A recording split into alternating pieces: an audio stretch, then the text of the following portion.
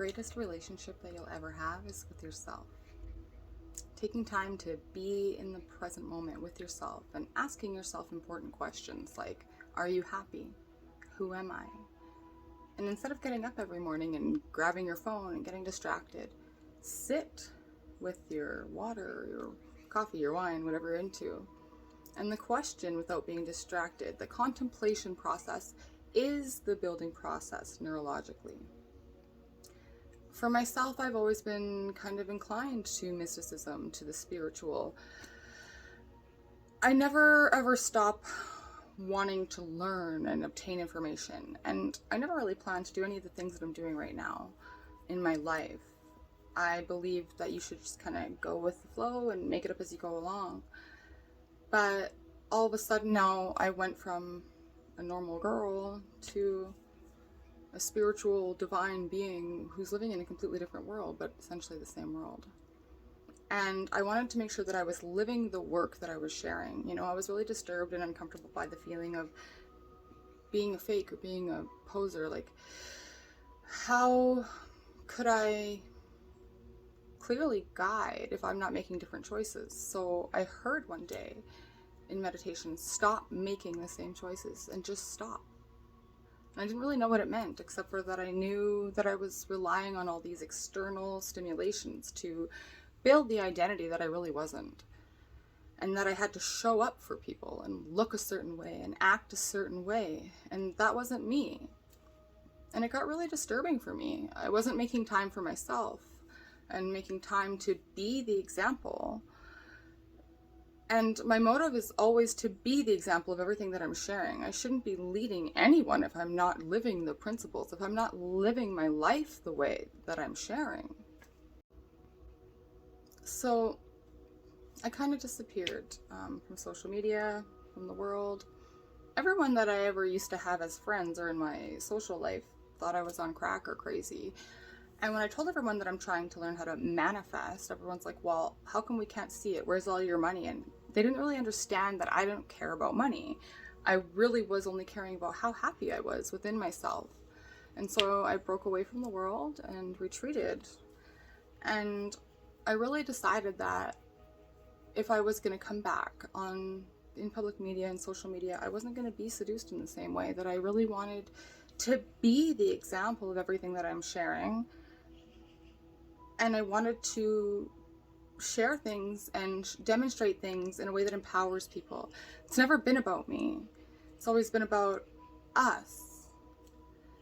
And most new people are trying to change their personal reality with the same personality, and that doesn't work. We actually have to become someone else. Like, in other words, thoughts are the language of the brain, and feelings are the language of the body. And how you think and how you feel creates your state of being. So most people have experiences in their life that brand them emotionally. They feel fear, they feel anger, they feel bitterness, they feel frustration, they feel insecurity. And those emotions then become part of their identity. So once they think certain thoughts that turn on certain circuits in the brain that are equal to their insecurity, and then they feel insecure. The moment they feel insecure, they think more insecure thoughts, which makes more chemicals for them to feel insecure. And the repetition of that cycle over time conditions the body to subconsciously become the mind of insecurity. So then the person says, I am insecure. And whenever you say, I am anything, you're commanding your mind and body towards a destiny. So then most people's biology is, for the most part, their past. And so if you're not being defined by a vision of the future, some new possibility in your life, you're only left with the old circuitry in your brain and the old emotions of the past. So the question then is, can you believe in a future that you can't see or experience with your physical senses yet, but you've thought about enough times in your mind that your brain is literally changed to look like the experience has already occurred. Now, the latest research in neuroscience says you can change your brain just by thinking.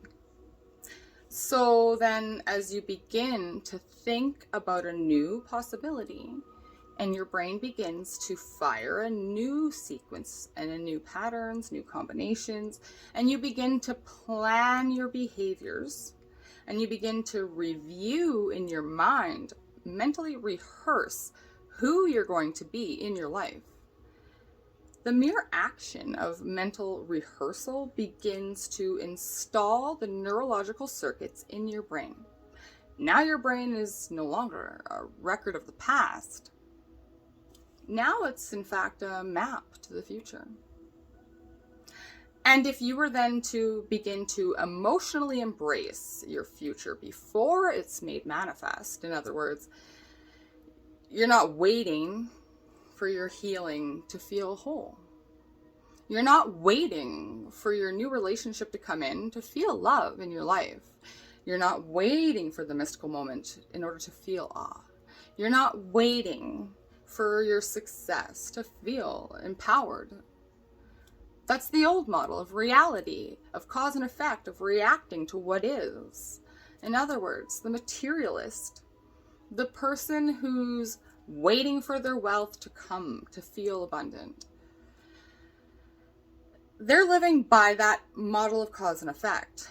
But the quantum model is about causing an effect, which means you begin to experience your own worthiness and your own abundance before it occurs. You have to feel wholeness in order for your healing to occur. We have to feel love for ourselves first and foremost, and love for life in order for us to have love in our life. And so then, to instruct others how to teach their body emotionally how that future could feel before it's made manifest, if they do it properly, their body, as the unconscious mind, begins to believe it's living in that future reality in this present moment, which will begin to signal new genes and new ways of thinking that begins to change the body to look like the event has already occurred. So the process of change in the meditative model requires unlearning and relearning.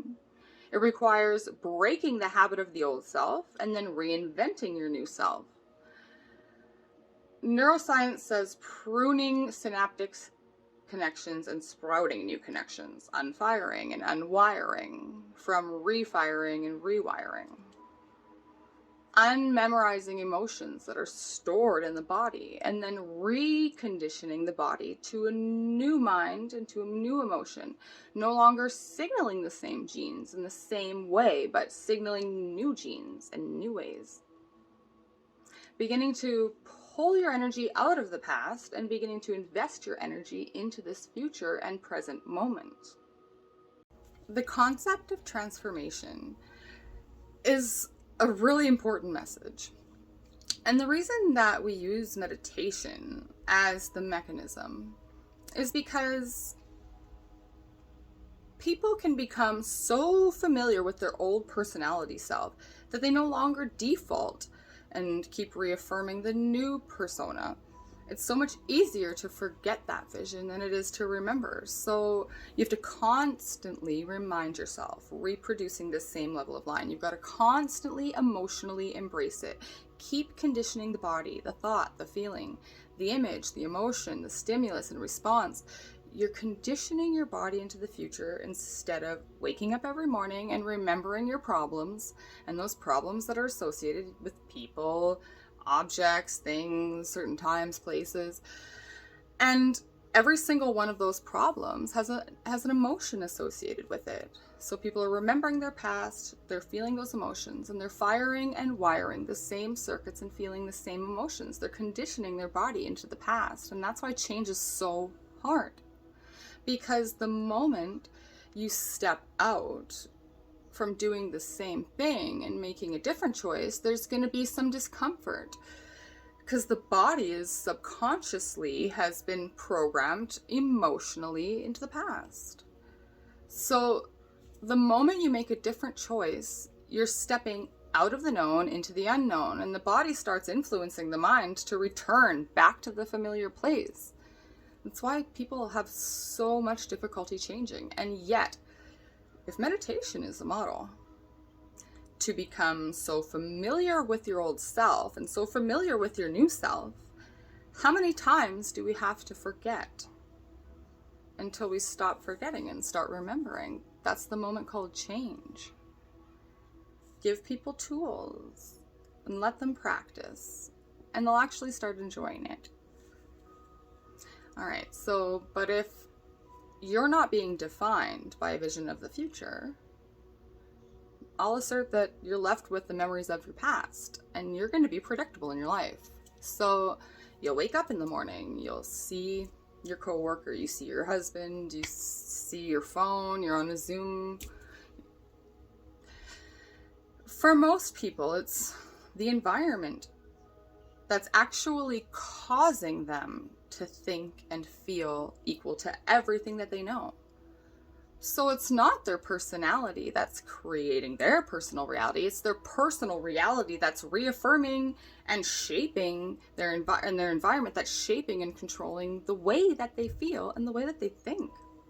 Why? Because every person, your husband, your coworkers, your employees, your dog, your cell phone, every single one of those things, you have a neurological network that you've actually created because you've experienced them in the past, and because you've experienced them, there's an emotion associated with them.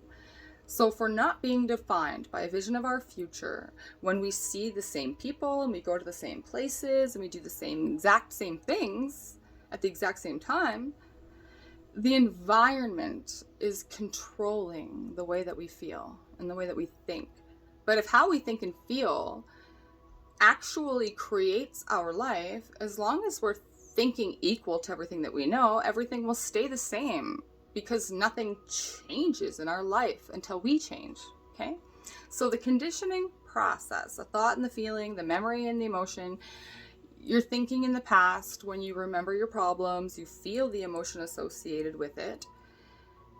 You're conditioning your body to become the mind of that emotion. And it's so objective. It's believing that it's living in the same past experience 24 hours a day, 7 days a week, 365 days a year. And now you're headed into a very specific genetic outcome. So you wake up in the morning and you do the same thing as you did yesterday. You go through this whole routine. And you just keep doing that. And so your body's on autopilot now. And a habit is a redundant set of automatic, unconscious thoughts, behaviors, and emotions that is acquired through repetition. So habit is when you've done something so many times that the body actually knows how to do it better than your conscious mind. That means your body is the mind, and it's dragging you into that predictable future based on what you did in the past. And you lost your free will to a set of programs within yourself. Personally, I think that the greatest belief that you can have is in yourself. And when you believe in yourself, you believe in possibilities. And when you believe in possibilities, you have to believe in yourself. So people that step into this world of manifestation, this work of manifestation, they come in with this chronic disbelief that there's no way they could actually change their life or change their health conditions. And when you see the scientific research that within only 7 days, a novice meditator's biology actually looks like they're living in a different life. Environment is the exact same. They're in a non-stimulating environment. But you can look at this data and you can see how cancer cells, the energy in cancer cells, when you take the plasma of a meditator, an advanced meditator, and you subject that plasma to all kinds of cancer cells, 70% of the mitochondrial function actually diminishes within the cancer cell. Cancer cells love to multiply and move.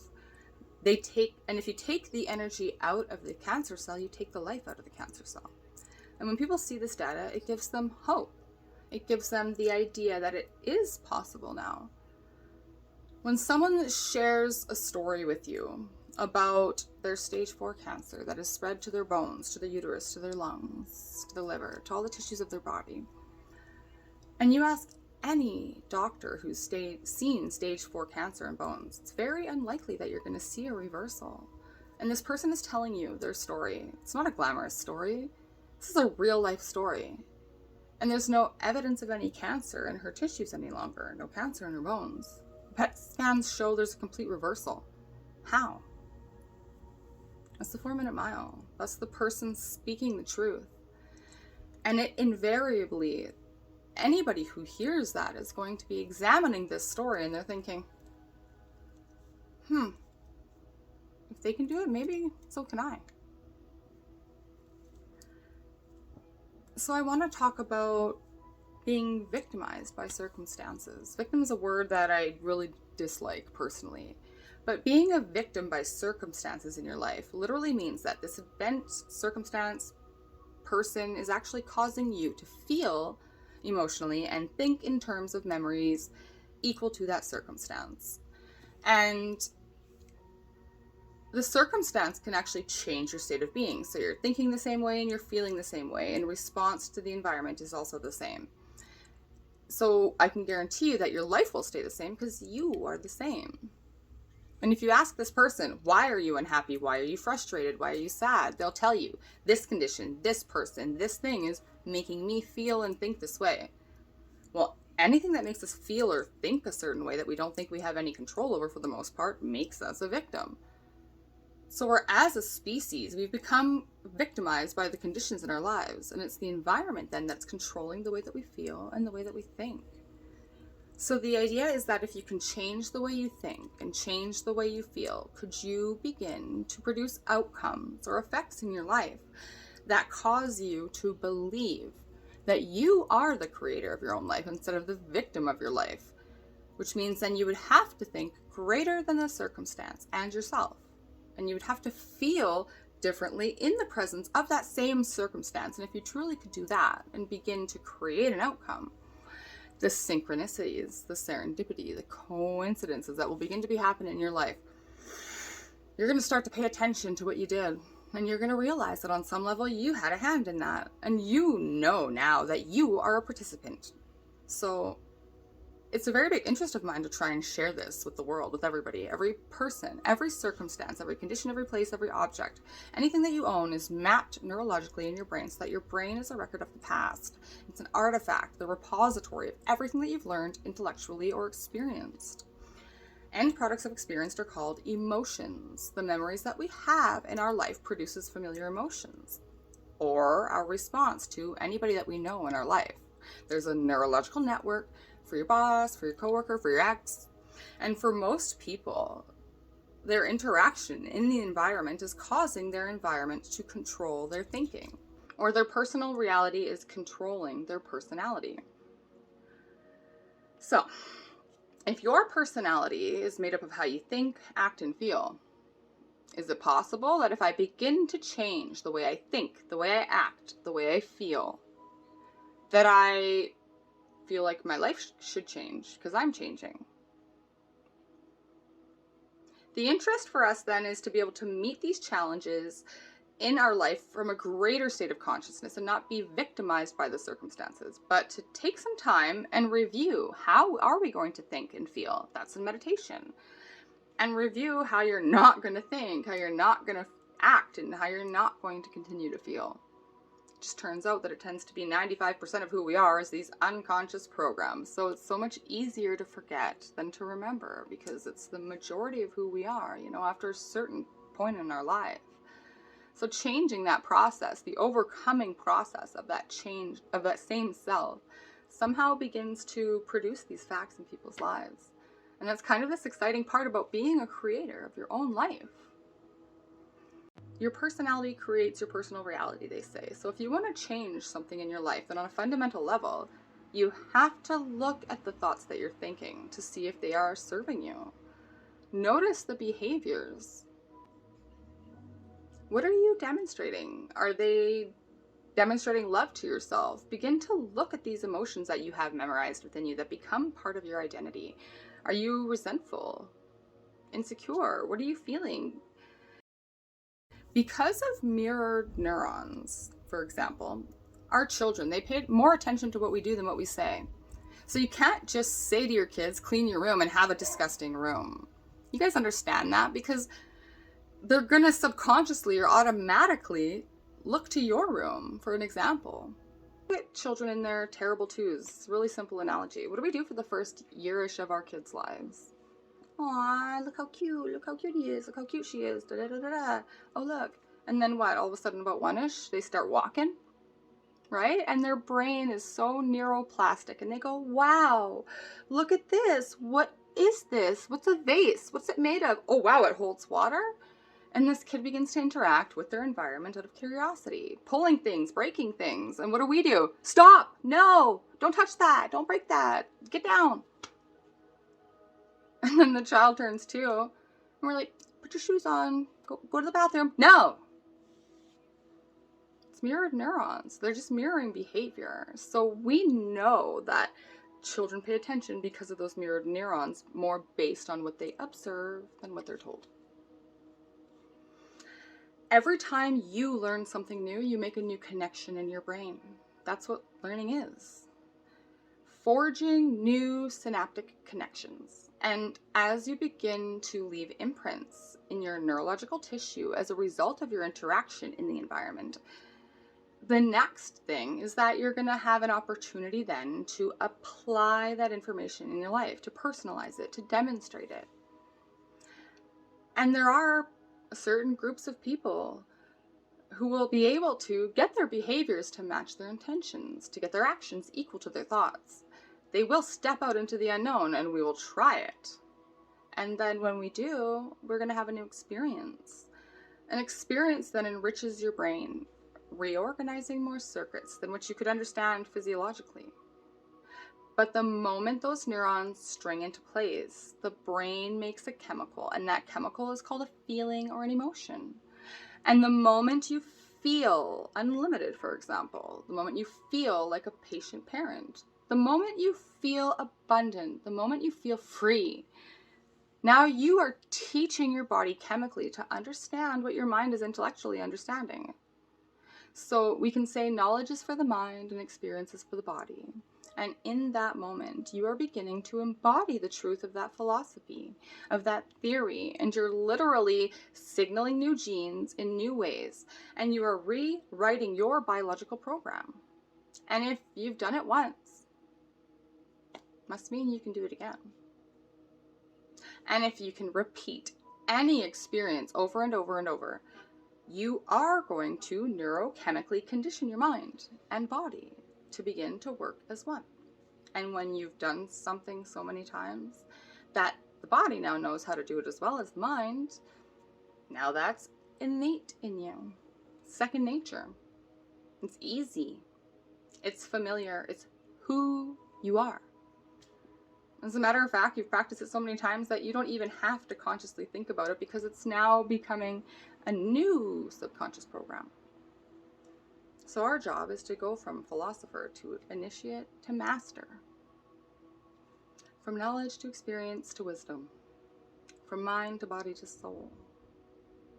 From thinking to doing to being. To learning it with your head, practicing it with your hands, knowing it by heart. And I think at this particular time in the world, people are waking up to these possibilities, and you have to admit that when you become aware of something that didn't exist before, there's a change in consciousness. And so I think people, because of information in this current time in the world, are just more informed. And because we're more informed, we're more conscious of possibilities. And so when you take a group of people and you give them sound, scientific information, you can combine this quantum model of reality that says somehow you're connected to everything and your thoughts have an effect on the nature of your reality. So if your mind is an important element of that, then we better start studying and understanding our mind. So If you combine some neuroscience, some neuroendocrinology with some genetics that says that you're not doomed by your genes to be a certain way for your entire life, that you can actually change your gene expressions, we can change the world. The majority of the thoughts that we think every day are the same thoughts we thought yesterday. And in fact, 90% of them are the same thoughts leading to the same choices leading to the same behaviors creating the same experiences, and the same experiences producing the same feelings and emotions. This repetition creates these automatic programs in our brain and in our body. 95% of who we are is a state of unconscious and subconscious programs, where we've done something so many times that our body actually does it automatically without the conscious mind. And if you truly want to change your life, and you can understand that your personality creates your personal reality, and your personality is made up of how you think, how you feel, how you act. And the present personality who's listening to this has created the present personal reality called your life. That means that if you want to create a new personal reality, a new life, you have to begin to change your personality. You have to change yourself. So most people then try to create a new personal reality as the same personality, and that's not going to work. So when you're sitting in meditation, you ask yourself, who do I want to be when I open my eyes? What is the greatest expression of me? You say, okay, you know what? At least let's remind myself of how I don't want to think. You know, those thoughts like, whatever, this is too hard. I'm never going to change. This will never work for me. I'll never get what I want. Let me just become what I want to become. Let me become so conscious of those unconscious thoughts that I wouldn't let those thoughts slip by my awareness today, unnoticed by me, and program my autonomic nervous system in a specific outcome. If you can become conscious of your subconscious patterns to such a degree that you wouldn't go unconscious and behave in the same way again, that's when you're no longer the program. You're not reacting. You're consciousness now. You're observing this program. If you said, like, when does my energy drop? Like, what do I feel when I feel these particular negative emotions or whatever? Or let me name them so that I can become so aware of them that when I catch myself dropping, I can catch myself in the moment and not return back to the same emotions, causing my body to believe it's back in the past. Because you can't see a new future from the past. So this process then is what we call getting beyond the old self, disentangling from this program. And the word meditation means to become familiar with. So as you sit there and you become familiar with the stages of your mind and body, you begin to objectify your subjective self now. And now you are becoming so aware of these unconscious programs. You're not going to go unconscious, and that's the first step to change. And what if you said, what thoughts do I want to fire and wire in my brain? What thoughts do I want to put my intention behind? Begin to install this new circuitry, this new hardware. And if you keep your attention on it and we keep firing and wiring these thoughts, it's going to become a software program, a habit, which is going to be the new voice in your head. It's going to be the voice that's telling you this new program that you can, that it is possible. Because everything is possible.